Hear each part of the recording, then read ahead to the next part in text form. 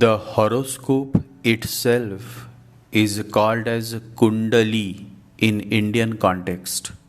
Through your question, I would like to mention to all my listeners and followers that astrology is not different or separate from spirituality.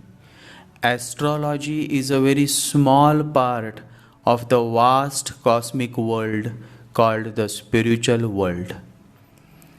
Every human being comes with a kundali, meaning divine energy. But very few are able to awaken the kundali. 90% of the human population takes birth with a kundali that remains asleep till they eventually die. 5% is behind awakening the kundali, and the remaining 5% are not bothered about any awakening or any kundalini awakening. They are simply lovers of God. They continue to sing the song of the Lord. They continue to chant His holy name, and eventually it is these 5% who reach the stage of awakening, enlightenment, because they simply loved. They never had any goal or agenda. They are the Buddhas, the Jesus, the Mahavira, the Nanak Baba.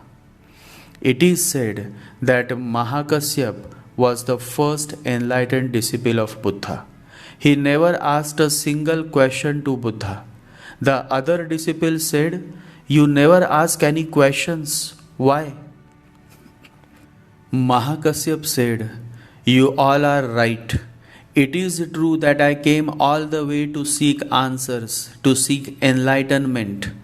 But when I met the Master, just His omnipresence was enough. Just His voice, His smile, and I simply allowed His words to penetrate in my being. I lost all interest in asking any questions." And one day, Mahakasyap became enlightened, and he laughed. Buddha said, "Why you laughed?" And Mahakasyap said, "Because I wanted to be the last one to attain enlightenment. But I have become the first." That is how it is. When you are in love with the Master, when you forget about the destination and enjoy each moment in the presence of the Master, then and only then someday you attain.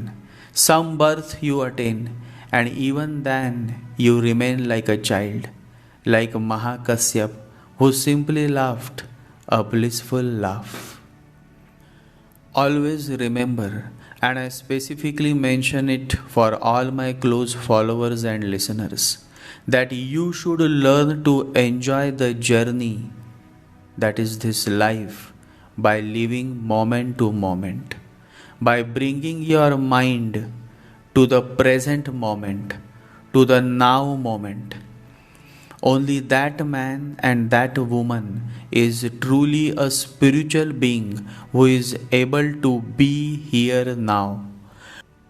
Only that person can attain spiritual enlightenment who is not focused on attaining enlightenment but is focused on living moment to moment, experiencing each moment 100%.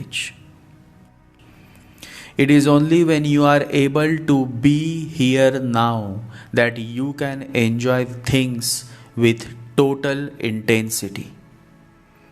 Just forget all about enlightenment. Enjoy simple things with total intensity. Just a cup of tea can become a deep meditation. If you can enjoy it, the aroma of it, slowly sipping it, the taste of it, then who cares about God? Whatever you do, let there be intensity in it. Kabir wants seekers who are intense. Baba Farid wants seekers who are intense. Your intensity matters and not your belief.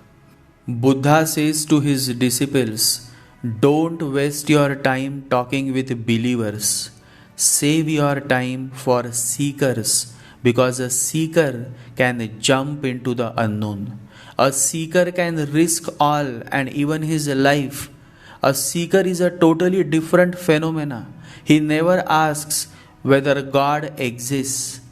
Instead, he asks, show me the way to experience God. I want seekers and not believers, says the Buddha.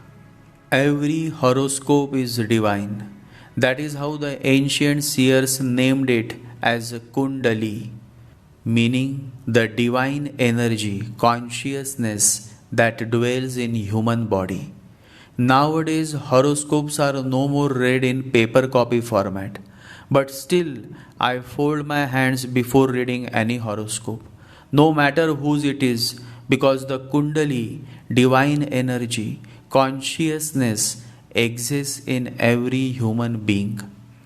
The only difference is that most of them are totally asleep, ignorant. For me, that man and woman is of great worth who is not behind any yoga, who is not behind attaining enlightenment, who is not behind in the activation of some chakras, but who is simply happy to sing a song in praise of the Lord, just the way Mirabai used to sing in praise of Lord Krishna. There are many ways to reach God, but the most beautiful way indeed is the path of love and devotion, Bhakti Marg. And always remember, on the path of devotion, you are never alone. The general fear is that, what if I be left alone? But to a devoted woman, to a devoted man, this fear never exists. Such a man, such a woman realize the difference between being alone and being lonely. Loneliness is the misery of missing the other. Aloneness is positive. Loneliness is negative. When you feel lonely, it means you are missing someone. Your happiness is dependent on someone.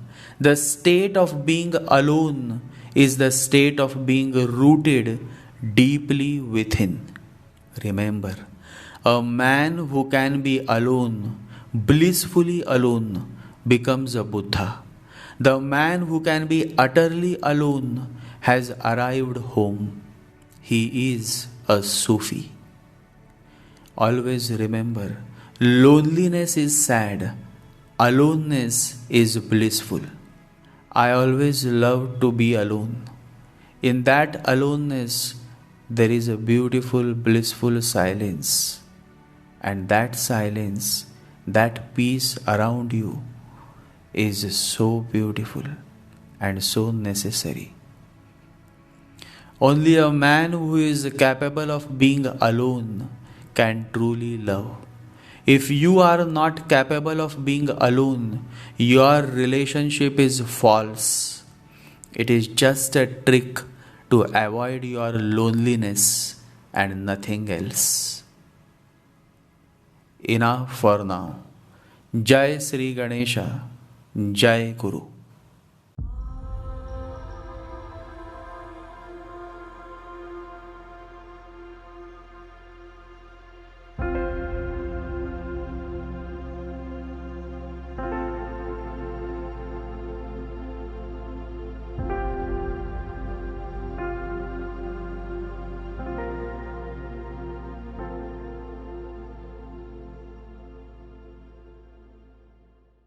Om Gam Ganapataye Namaha. Om Gam Ganapataye Namaha. Om Gam Ganapataye Namaha.